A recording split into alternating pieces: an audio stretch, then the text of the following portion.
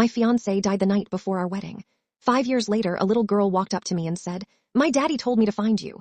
The last time I saw my fiancé, he kissed my forehead and said, "I'll see you tomorrow, future wife." Tomorrow never came. At 2:17 a.m., a police officer knocked on my parents' front door. Ethan had been killed by a drunk driver on his way home. Just like that, our wedding became a funeral. I was 26 years old. For months, I couldn't even say his name without crying. People kept telling me I'd move on, that I'd find someone else, that time heals everything. They were wrong. Time doesn't heal. It teaches you how to carry pain.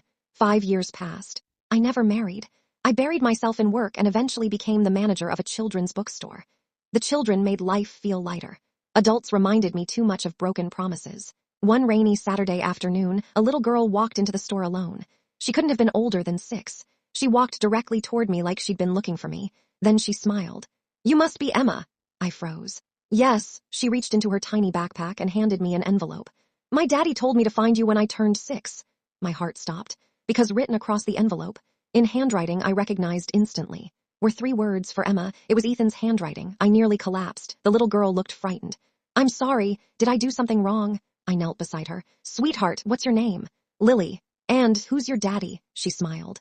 "Ethan." The room started spinning. That couldn't be possible. Ethan had died 6 years earlier. Didn't he? I opened the letter with shaking hands. "Emma, if you're reading this, then Lily finally found you." I couldn't breathe.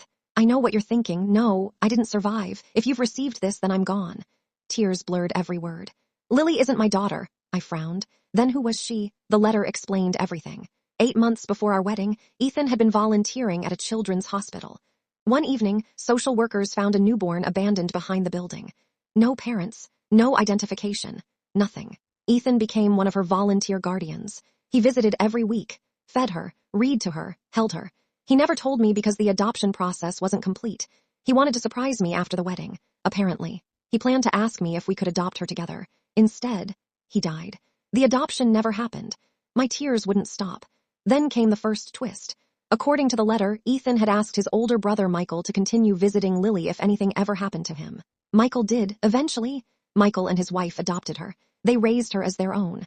But every birthday, they told Lily stories about the man who loved her first. The man who never got the chance to become her father. The man named Ethan. Then came the second twist. Before Ethan died, he recorded birthday videos for Lily. Every birthday. Every year. Because he was terrified something might happen during his long business trips. He wanted her to always know how loved she was. Nobody expected those videos to become goodbye messages. At the bottom of the letter, Ethan wrote one final request. "When Lily turns 6, let her meet the woman I wanted to spend my life with. Because she deserves to know the kindest person I've ever loved." I cried so hard I could barely see. Just then, another man walked into the bookstore. He looked strangely familiar. Then I realized why. He looked exactly like Ethan. Same smile, same eyes, just older. He introduced himself. "I'm Michael." Ethan's brother. He apologized for sending Lily in first. He wasn't sure how I'd react. We spent nearly 4 hours talking, looking through photographs, watching Ethan's birthday videos, listening to stories I'd never heard before. Apparently Ethan talked about me constantly, even in videos recorded years before his death. Every birthday message ended the same way. "If Emma is ever in your life, you'll know what unconditional kindness looks like." Over the next several months, Lily became part of my life. Bookstore visits, ice cream, homework, birthday parties. She started calling me Miss Emma. Then eventually, just Emma. The biggest surprise came a year later, not from Lily, from Michael.